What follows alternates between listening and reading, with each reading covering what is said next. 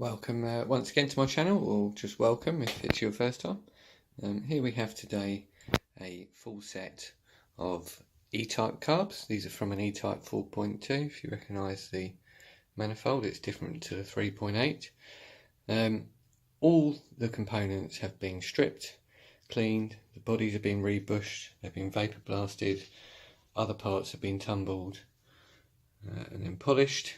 Where possible, we've got huge stack of new parts to fit, so quite a list of parts. I will put a link to a list of all the parts used in the description, so if you're looking to do this job yourself, you'll know exactly what to buy and what we used. So we're now at a stage where everything is stripped, cleaned, polished, replaced where necessary, and we're ready to put them back together. And what I thought would be interesting for you would be if I put one together whilst talking you through the process, leaving nothing out, the various challenges we got to do. Then I'll quickly run through the other two once we've done that. So yeah, please stay tuned, and yeah, I'll set the tripod up. We'll get started.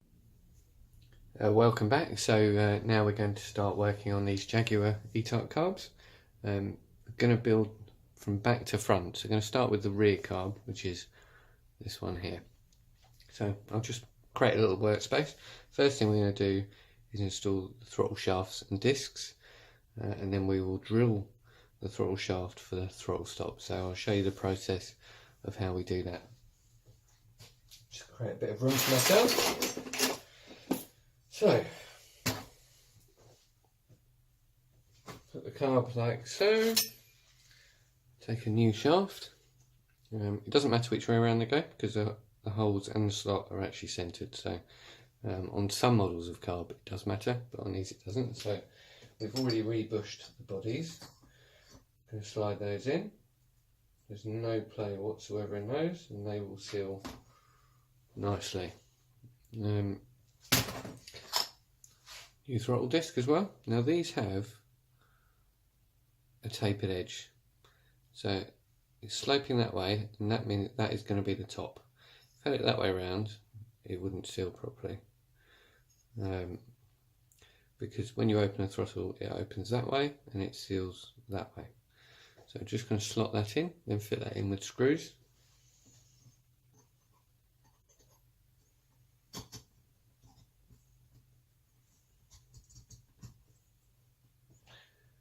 Now, unless you get it centered properly, it won't actually shut. So it can be a little bit tricky to do that. So we just get a simple pick tool to poke through the holes where the screws will go, and just gently wiggle the throttle disc into position so that it will close. And you'll see that is now shut. And the thing too, if you hold it up to the light, you shouldn't be able to see any light from around the edges, because the idea is that closing this disc shuts off all airflow to the engine, which cuts the engine out. So just get a couple of screws to hold that in.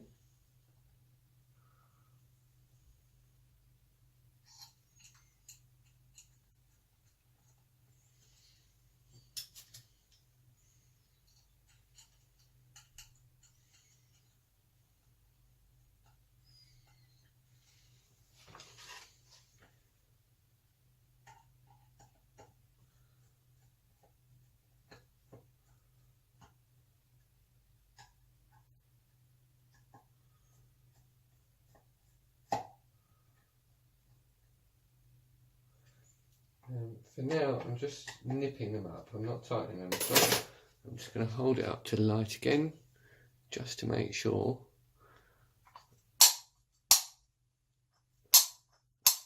that they are fully centered. Now, if you get it just right, it moves freely and it makes a clear noise that it's sealing. So just hold it shut, and then nip the screws up. You don't have to go too mad, just enough to get them under tension. They're actually split screws, so once it's installed you can flip the disc round and then just get your pick tool to poke the screws, and that spreads the ends of them, so that even if they were to come loose, they would not fall out. You wouldn't want a small steel screw entering your engine, that would do a lot of damage. Now that's done, we need to fit the throttle stop. Well, firstly we need to put the seal in on this side. So brand new rubber seal, slide that onto the throttle shaft.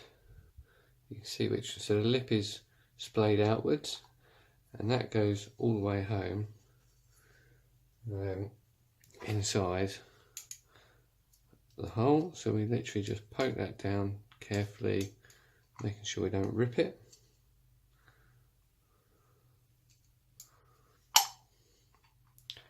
And that's now in.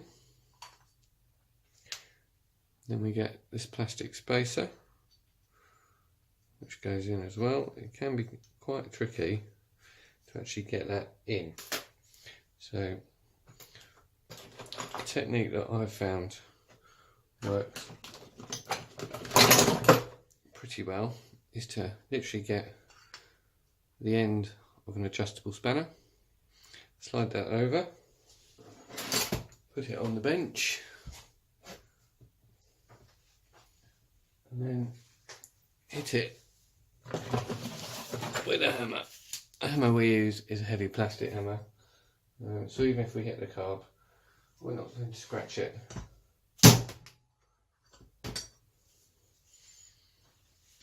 One sharp tap and it's in. So that hasn't affected the throttle shaft in any way. So now we're going to do the other side. So again, just slide the rubber seal carefully onto the shaft, push it down as far as you can with your nails, and then gently tease it down with the pick. Now when you buy picks, they're really sharp. I've filed this one so that it's not particularly sharp at all. You know, it wouldn't pierce your skin, so it's not going to damage rubber. Same again, get the plastic spacer, doesn't matter which way around they go, they're the same both sides. Get it started. Put this on the bench.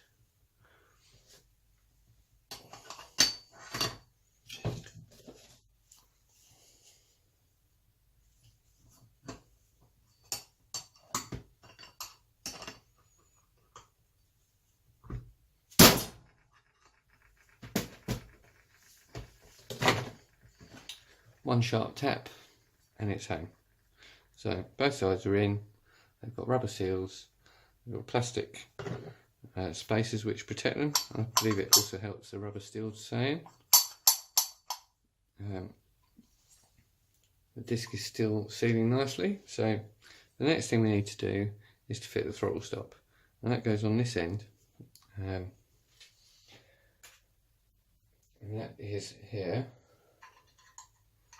Now it's made of brass, some sort of brass alloy, and its job is to make sure that you can open to full throttle but not further than full throttle, because obviously that's starting to close again. So the way we set that is by having the disc shut and then drilling the hole when the lever is in a horizontal position. Now the way that I make sure that we have a little gap is to get, that one's too thick, is to get a washer and pop that on there. And that is now horizontal. The disc is shut, the lever is horizontal, and we know that when we remove this washer there will be a small gap of the thickness of the washer. So what I tend to do is clamp it together with a pair of vice grips.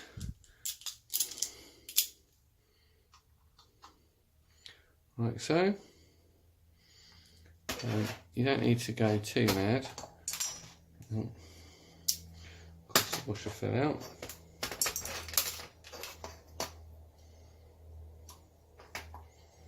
You don't need to go too mad with the clamping. Everything's delicate here, but we don't want it to move while we're drilling. So you want your vice grips to be the minimum tightness that you can get away with, that will hold it securely shut. So that's on there now. The disc is still shut, although it can open, not easily. Problem is we haven't got a gap here, so I'm just going to release the tension. You do need a small gap here, so I'm just going to release the tension, move the bracket a tiny amount to make sure that we have a gap.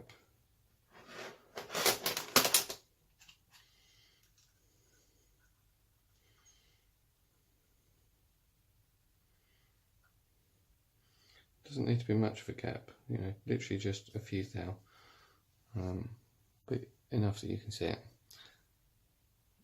So let's clamp that on there again.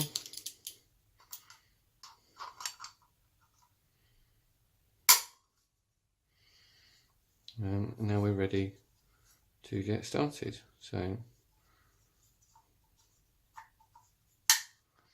I'm going to come over here to the vise and just pop the carb in it. Now we don't have to have it in particularly tight, just to stop it moving around while drilling. So literally just nip it up, no more. Then we get drill, which hopefully has charge, and we'll drill the bracket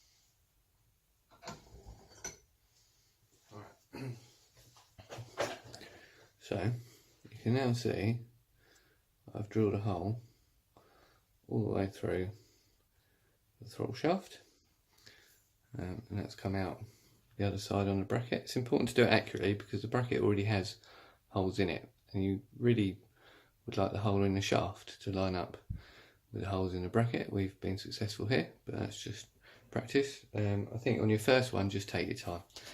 So we can take the mold grips off now.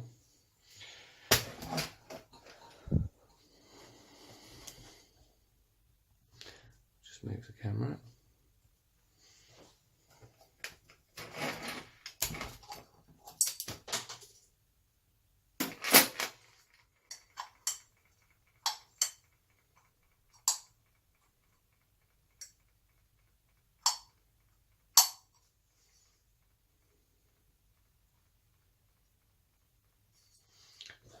And you can see that the throttle stop is allowing it to close fully,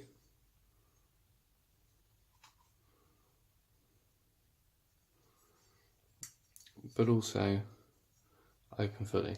And when it hits that stop, the disc is horizontal, which means that you're going to get the maximum performance from your engine. So now we just need to press the pin in, which may or may not go. I might have to work the hole a little bit where I am. So I'm just going to pull the bracket off and then work the hole freehand.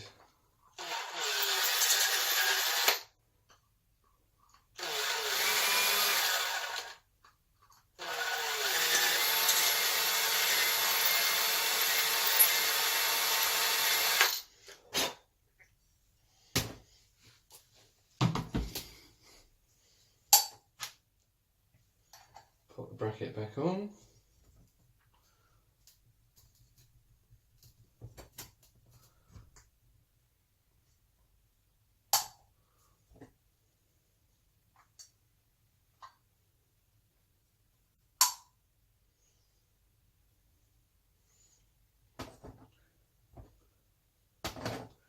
And I'll try the pin again.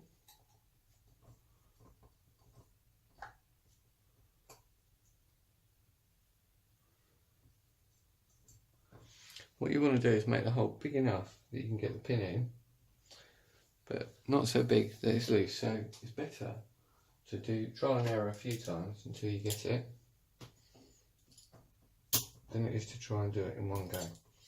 So we've got it this time.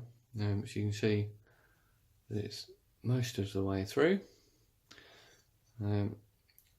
Make sure that it is lined up with the hole on the exit. And then use the grips to just squash it through.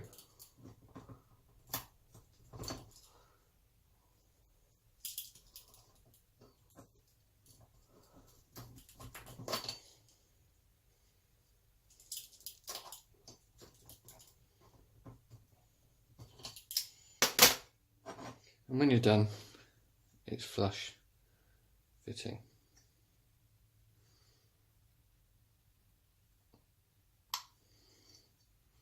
So the bracket's horizontal and there's a gap, so it's not bottoming out on the body, and we get full throttle when it's open, and that's how you do that bit. I'm going to take a break now, just get a drink, and then I'll come back and I'll show you the next step, which will be fitting the jet bearing, fitting the dashpot and piston needle, centering the jet. So back in a sec. Welcome back. So now we're going to install most of the rest of the carb. There's still a little bit of technical care we have to take basically to make sure the jet is perfectly centered with the needle. This is the jet on a HD type carb. It has a rubber diaphragm at the bottom which seals it above the fuel well, or above the entry point for the fuel well. So I will go through the whole process. The first thing we have to do is install the piston lifting pin in the carb. So this is a little assembly which has a pin, a spring, a washer which seals it, and a circlip which goes on the top. So I'm going to pull the circlip off, and the washer and the spring, keeping the circlip held in the pliers because we're already set up for that. So this is where the lifting pin goes. I'm literally going to pop the spring on it,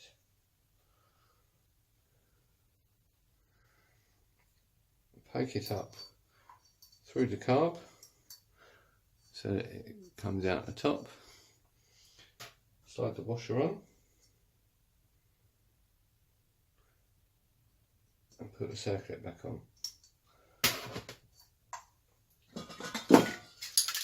This works fine, but obviously steel and aluminium do corrode when together, so I just like to liberally apply an anti-friction lubricant.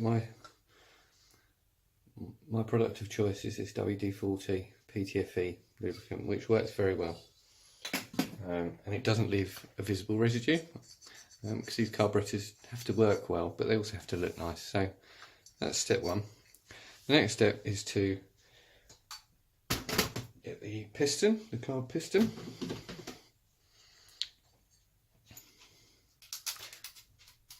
and install the new needle. Now the needle has just a little ridge marked in it. Now that ridge needs to be flush with this area here, so when we slide it in, we get it so it's flush, and then we can do up the retaining screw. Just snip it up, don't get too heavy handed with it, because it is a brass screw in an aluminium thread. It would be very easy to damage it if you got too heavy handed. The screwdriver I use for this is a snap-on screwdriver, which fits them pretty well. It also fits most of the other screws on this model of carb. So we're going to now install the piston in the carb body. You can check the action of the lifting pin, which works fine. So I'll pop that there while I grab a spring, which they've got tangled up. This is the dashpot lid for this carb and that piston. I've already given it a clean, so now we just fit that. It only fits one way onto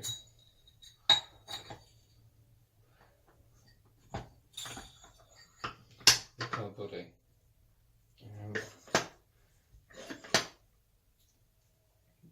That is held on with 4 screws.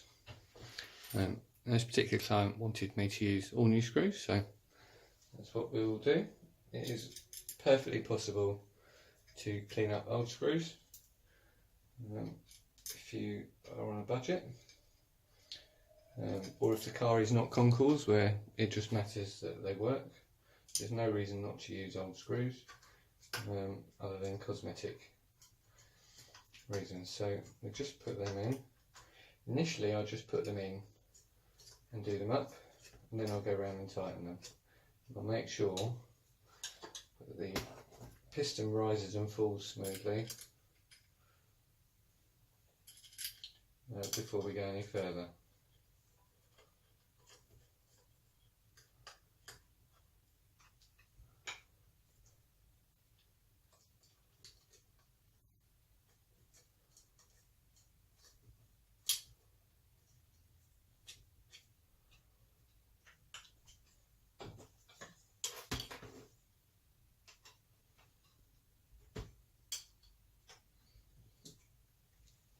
Now those screws, it's easy to chew them up, which would make them look unsightly. So always use a screwdriver that fits well, and just do them carefully so that they look nice after they're installed. The piston rises and falls smoothly. We haven't got the jet or anything else attached yet, but obviously the needle's new, the jet will be new. So just withdraw the piston.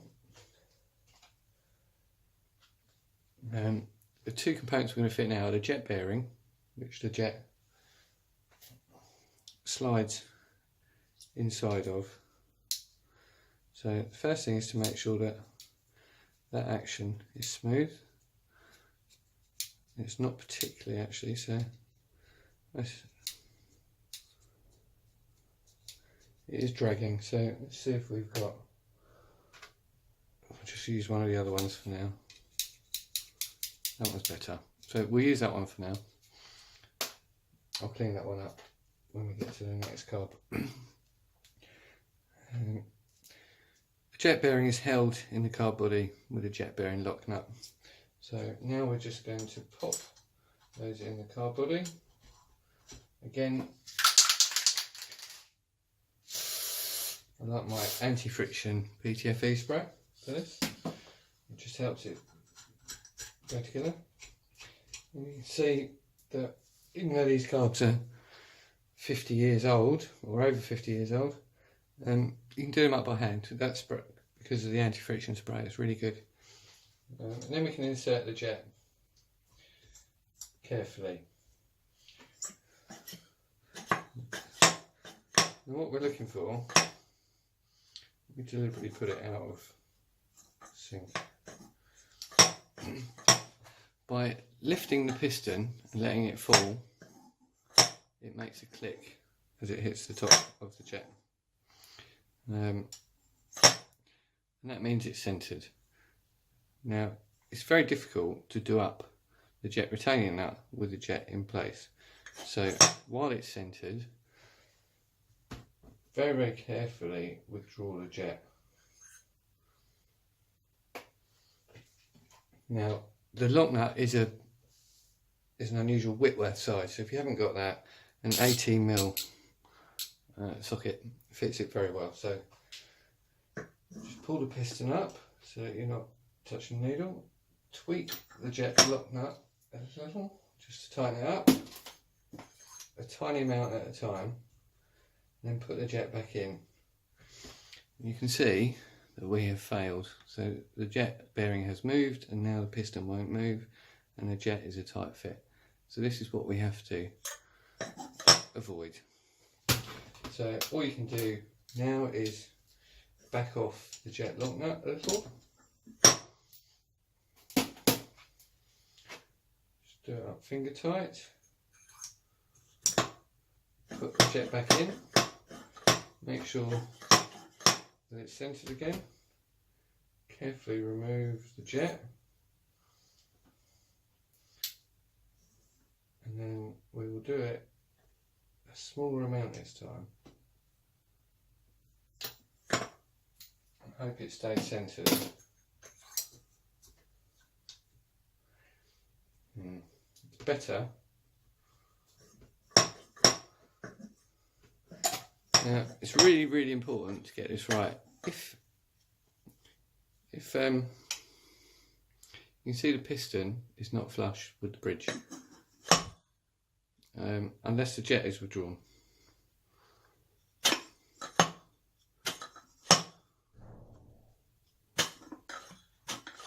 And it's tight. So we've got to take the jet off. Start again.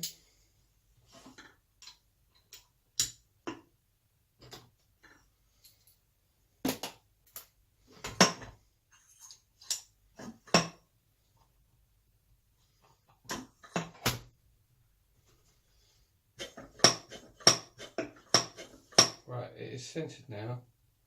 I've done the jet lock nut up as tight as I can by hand. So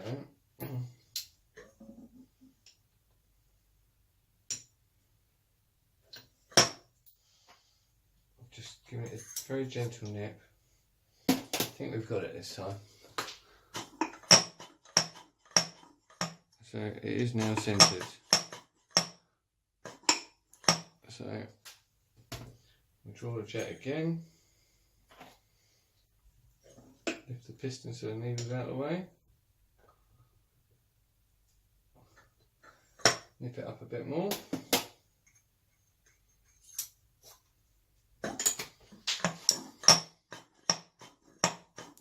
We've got it that time. So I'm just going to remove it for one last time. Just make sure that is properly tight.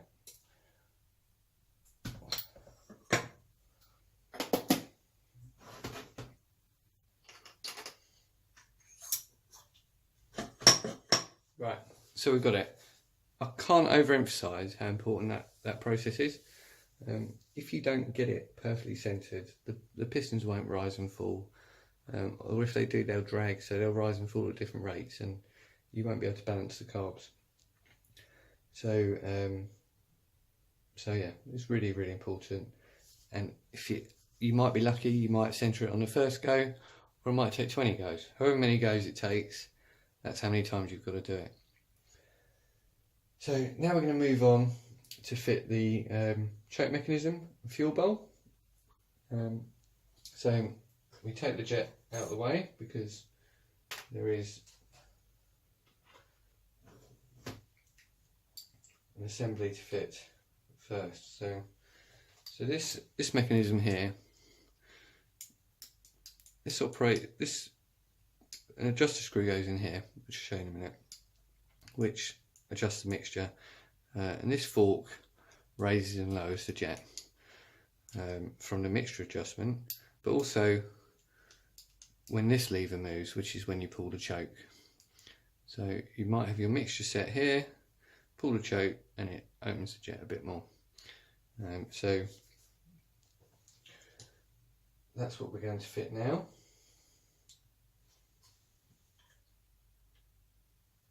And that just goes on the bottom of the carb. Now there are four screw holes which have to line up with the 4 holes in this assembly,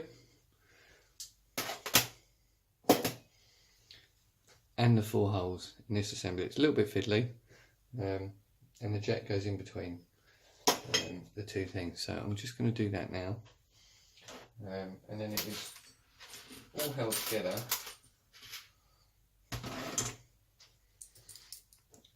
with these 4 screws. Again, we're using new ones. There's no reason why you couldn't clean up and reuse old ones as long as they're not really corroded. So you don't have to spend a fortune, but you can if you want. So first thing is to pop that assembly on, then the jet goes back in. Now you have to line the slots in the jet diaphragm with the four screw holes.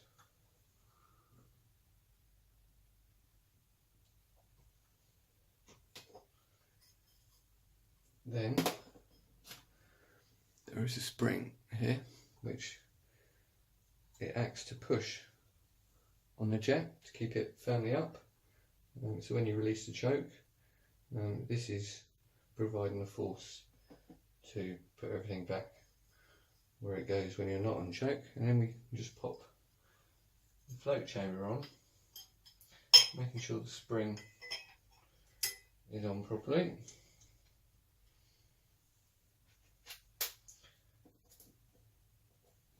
These screws use a shake-proof washer. It's quite old technology. You could use a drop of Loctite now, but I don't think Loctite was invented when these carbs were made. So my aim now is to get at least one of the screw holes lined up with the carb body, and we have done so.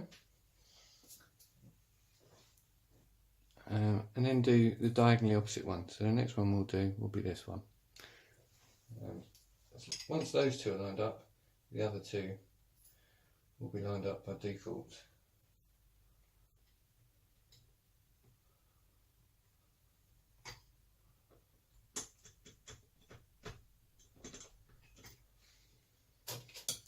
Screw is a little bit tight in the hole, so I'm just going to use a screwdriver to help turn it. Right, so we've now got 2 screws in,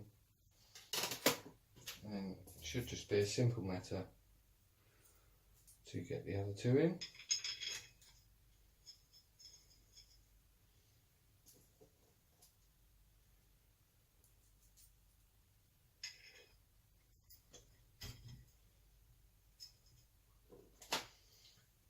Started with a screwdriver.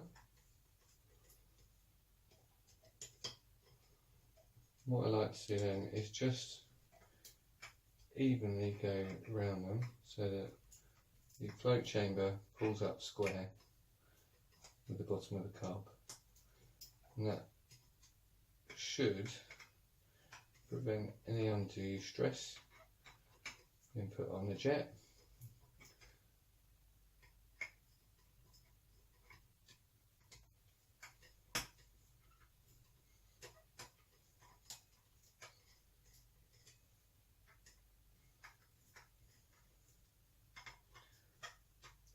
And it will mean that the rubber diaphragm will stay centered with the assembly and will seal once it's full of fuel.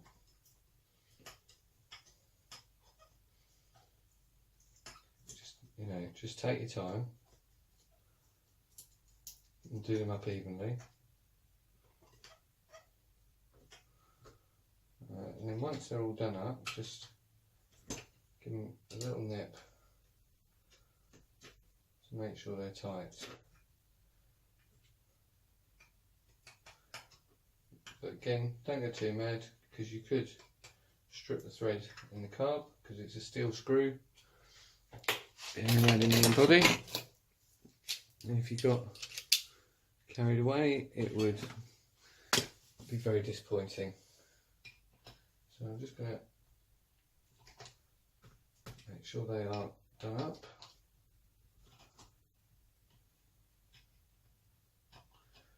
But not over tightened. We have to compress the rubber, but we don't want to pull the thread out the bottom of the carb body. So it's starting to look like a carburetor now. The piston should rise and fall with an audible clunk, which you can hear. Bear in mind there's no lubricant on the piston or the damper tube, so that's gone together dry, and it's working as we would want. The next thing to install is the choke lever. There's a hole in the carb body, goes all the way through, and a brass actuator here, and this simply slides up through the carb body. It should be nice and smooth. Now, I have seen these corrode before and get stuck, so what we use to try and prevent that is another WD-40 product, which is just white grease. So I spray that in the tube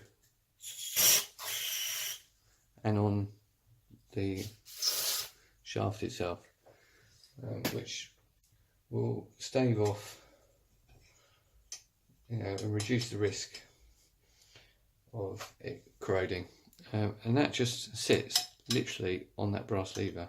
So you can see the choke moves that lever and pulls this shaft down.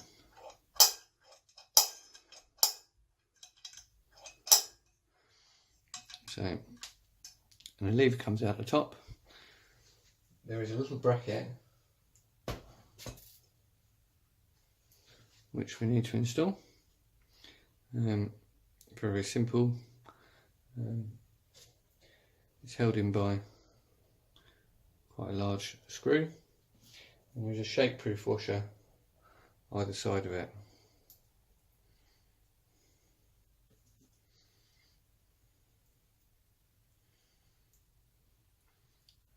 And that's ready to go on now. So it's quite hard to hold the carb in the view of the camera and do this. I'm going to drop a washer. I've dropped a washer. Hang on.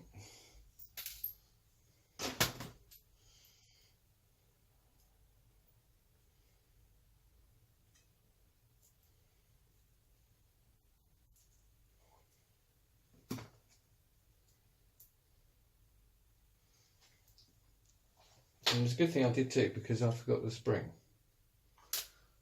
The spring goes on the outside of the top of the shaft.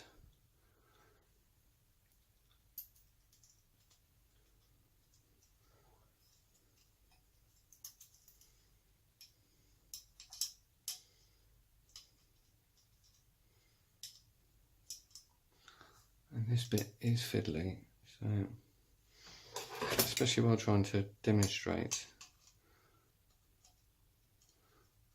We got it? I think we got it. Right, so that is now on. It's not tight yet.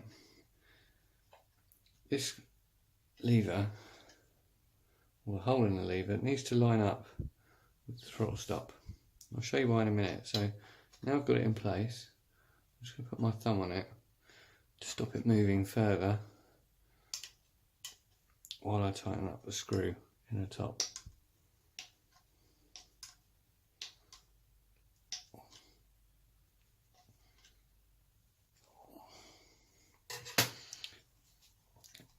And this is where your fast idle screw goes. So again, we've got new ones, just a screw with a spring around it, and that goes through the top. Yeah.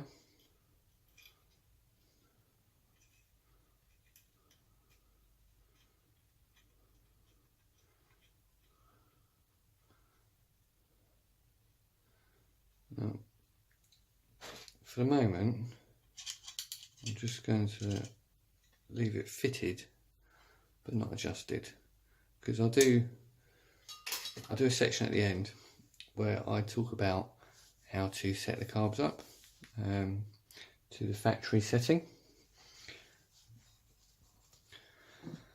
So we'll do all that at the same time. We need to install the mixture adjuster screw, which goes here, and it's exactly the same. It's actually the exact same part, number and stuff. I will provide a list of all the parts used. So just get it started by hand, and then wind it in with your trusty flathead screwdriver. So I'm not going to adjust it yet, we'll do that at the end. We're nearly done with this carb. You can see inside the float chamber there, that's been vapor glass. It was very corroded and full of crap, but it's alright now, and that will be fine. So just going to take this nut off.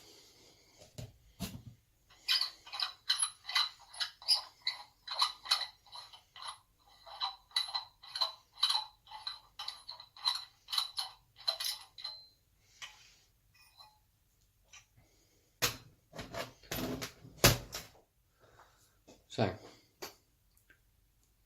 in the float chamber, you need a float. Now, one of the originals floats obviously leaked because it's still full of fuel. So we're not going to use one of them. The others have tested okay. But we're going to fit a brand new one to this carb. It simply slides on. Don't lubricate it or anything else, because whatever you put on it will get dissolved by fuel anyway. So there's literally no point. Next step, we get the float lid. You can see we've polished that up. It wouldn't have been polished from the factory, but they do look nice when they're shiny. Now on the rear carb, it goes at that end, pointing towards the back of the car. So somewhere here I should have, right, we've got needle valve assemblies.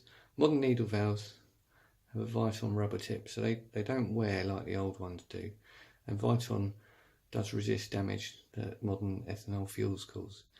So this is what we fit to all carbs now. I wouldn't fit anything else. So to install the seat,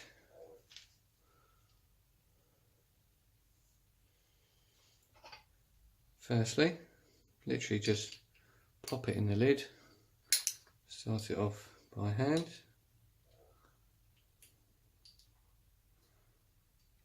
and then get a trusty 9mm socket on a 1/4 inch ratchet. It's nice and small, fits well. Nip it up, you don't have to go too mad. So that's now in. Next step, just pop the needle in with the Viton tip pointing in. I have seen the carb with it pointing the wrong way, and the owner didn't know why it was leaking. We've then got the fork that literally pops on, and we have to wiggle one of these pins through to actually secure it.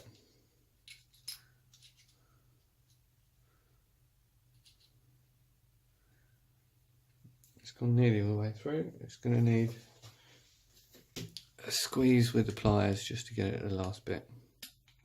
There we go.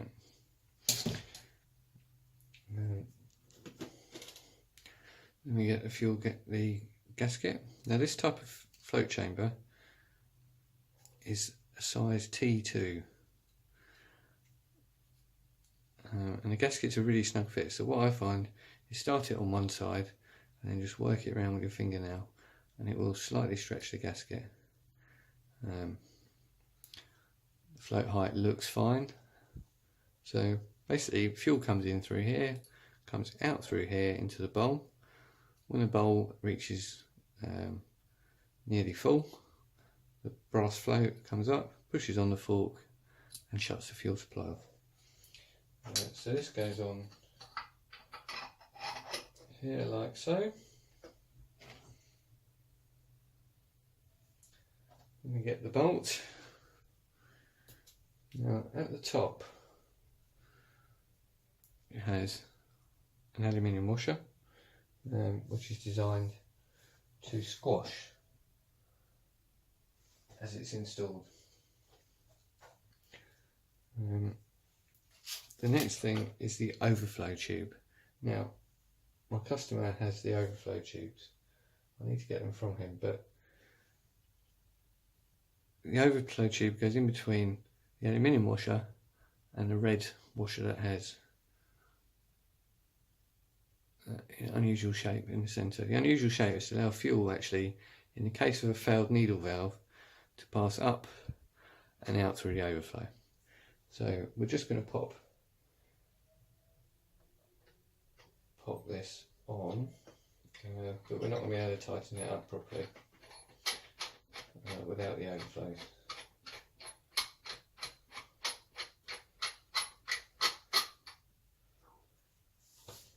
So that's close to as far as we can go with that carb.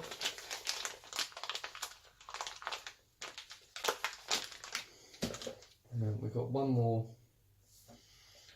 task to do, which is what's called the volume screw, or the slow running valve, or the idle speed screw.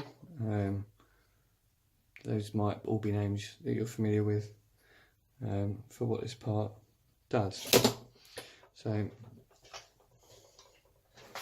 you just grab that. So you get your volume screw, put your spring on, new one. Then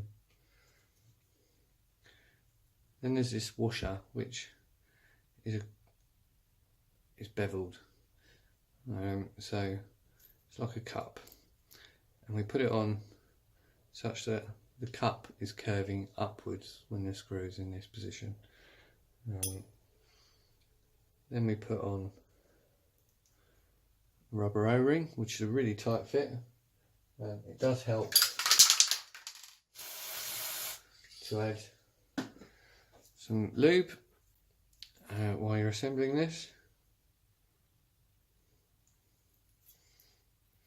And you need to be able to get the O-ring past the threads of the screw. So that's now on. We can wind that into the carb. Now it's quite a big thread, so I use a beefier screwdriver for this job, and literally just screw it in carefully.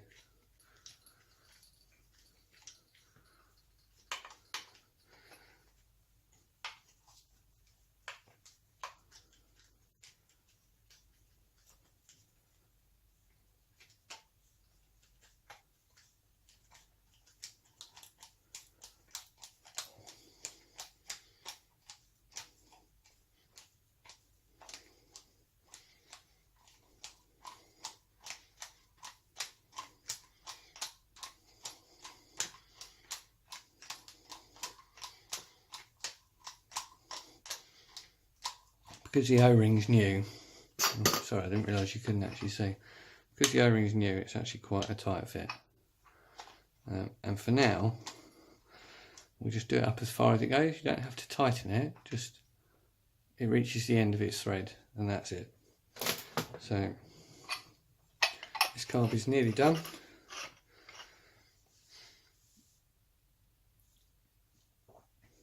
And all that's left